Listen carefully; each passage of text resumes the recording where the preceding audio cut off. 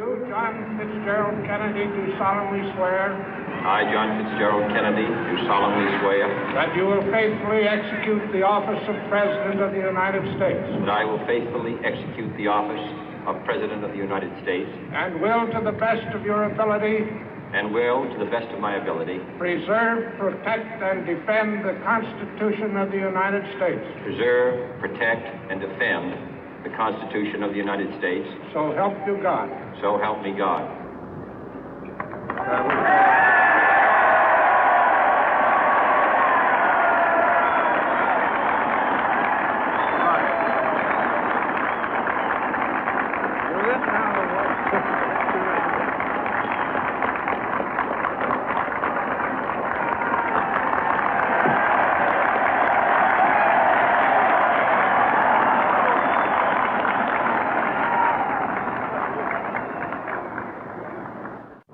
Vice President Johnson, Mr. Speaker, Mr. Chief Justice, President Eisenhower, Vice President Nixon, President Truman, Reverend clergy, fellow citizens.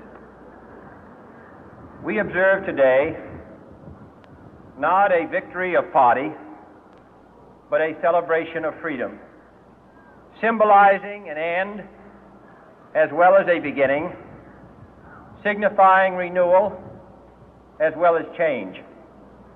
For I have sworn before you and Almighty God the same solemn oath our forebears prescribed nearly a century and 3/4 ago. The world is very different now, for man holds in his mortal hands the power to abolish all forms of human poverty and all forms of human life. And yet the same revolutionary beliefs for which our forebears fought are still at issue around the globe. The belief that the rights of man come not from the generosity of the state, but from the hand of God. We dare not forget today that we are the heirs of that first revolution.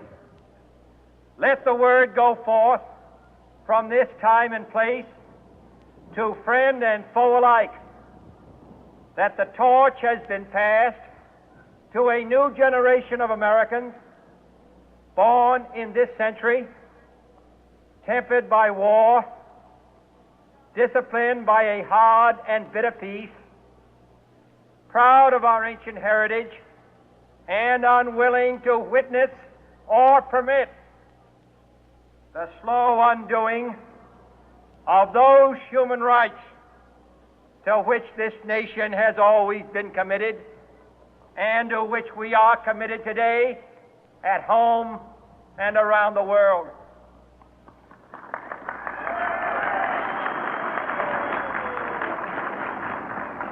Let every nation know, whether it wishes us well or ill, that we shall pay any price, bear any burden, meet any hardship, support any friend, oppose any foe to assure the survival and the success of liberty.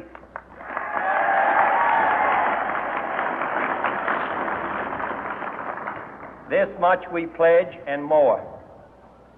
To those old allies whose cultural and spiritual origins we share, we pledge the loyalty of faithful friends.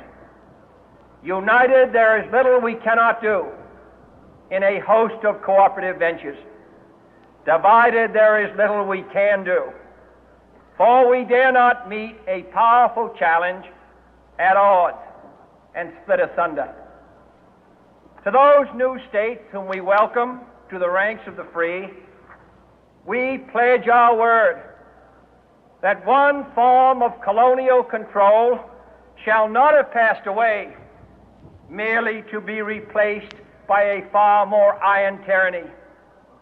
We shall not always expect to find them supporting our view, but we shall always hope to find them strongly supporting their own freedom, and to remember that in the past, those who foolishly sought power by riding the back of the tiger ended up inside.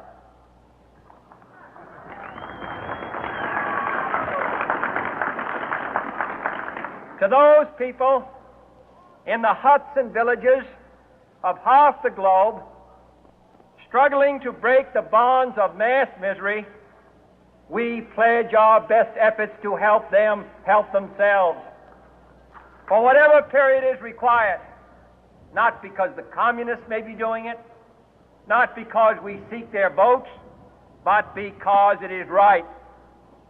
If a free society cannot help the many who are poor, it cannot save the few who are rich.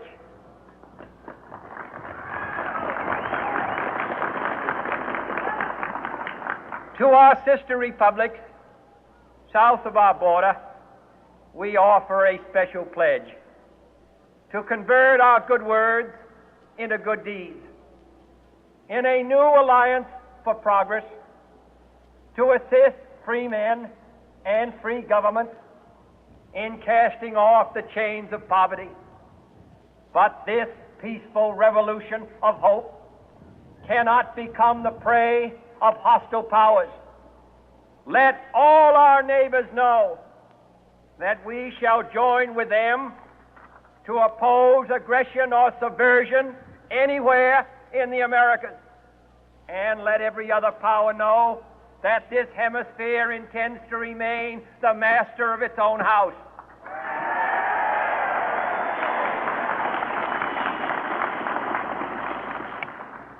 To that world assembly of sovereign states, the United Nations, our last best hope, in an age where the instruments of war have far outpaced the instruments of peace, we renew our pledge of support to prevent it from becoming merely a forum for invective, to strengthen its shield of the new and the weak, and to enlarge the area in which its writ may run.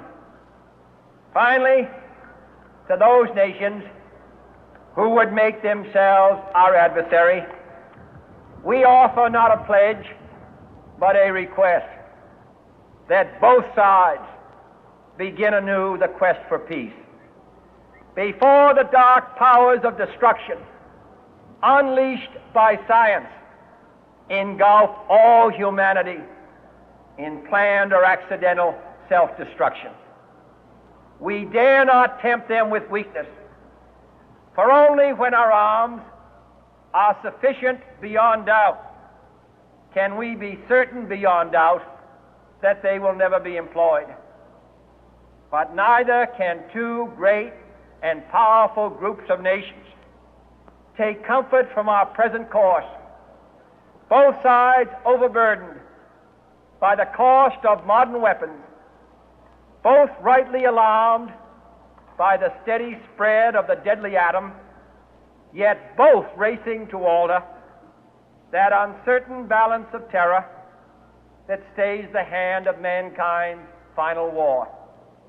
So let us begin anew, remembering on both sides that civility is not a sign of weakness, and sincerity is always subject to proof.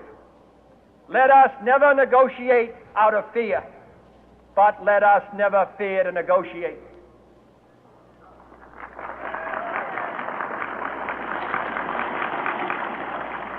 Let both sides explore what problems unite us, instead of belaboring those problems which divide us.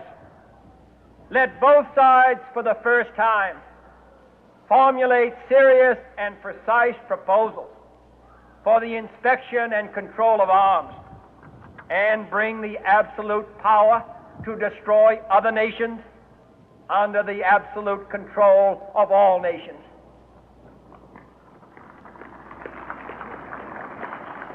Let both sides seek to invoke the wonders of science instead of its terrors. Together, let us explore the stars, conquer the deserts, eradicate disease, tap the ocean depths, and encourage the arts and commerce. Let both sides unite to heed in all corners of the earth the command of Isaiah to undo the heavy burden and let the oppressed go free. And if a beachhead of cooperation may push back the jungle of suspicion, let both sides join in creating a new endeavor, not a new balance of power, but a new world of law, where the strong are just and the weak secure and the peace preserved. All this will not be finished in the first 100 days, nor will it be finished in the first 1,000 days, nor in the life of this administration, nor even perhaps in our lifetime on this planet. But let us begin.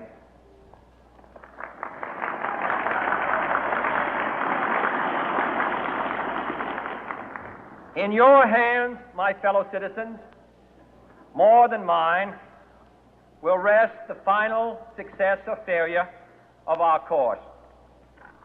Since this country was founded, each generation of Americans has been summoned to give testimony to its national loyalty.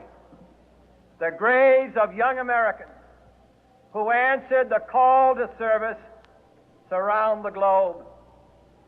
Now the trumpet summons us again, not as a call to bear arms, though arms we need, not as a call to battle, though in battle we are, but a call to bear the burden of a long twilight struggle, year in and year out, rejoicing in hope, patient in tribulation, a struggle against the common enemies of man, tyranny, poverty, disease, and war itself. Can we forge against these enemies a grand and global alliance, north and south, east and west, that can assure a more fruitful life for all mankind? Will you join in that historic effort?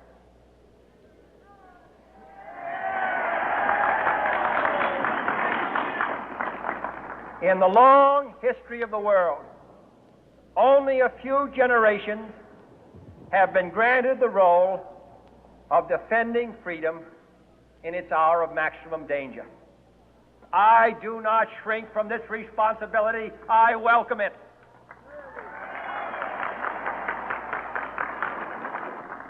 I do not believe that any of us would exchange places with any other people or any other generation. The energy, the faith, the devotion which we bring to this endeavor will light our country and all who serve it. And the glow from that fire can truly light the world.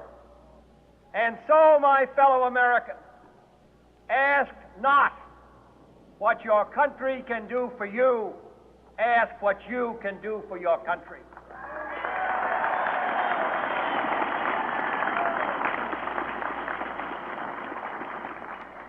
My fellow citizens of the world, ask not what America will do for you, but what together we can do for the freedom of man.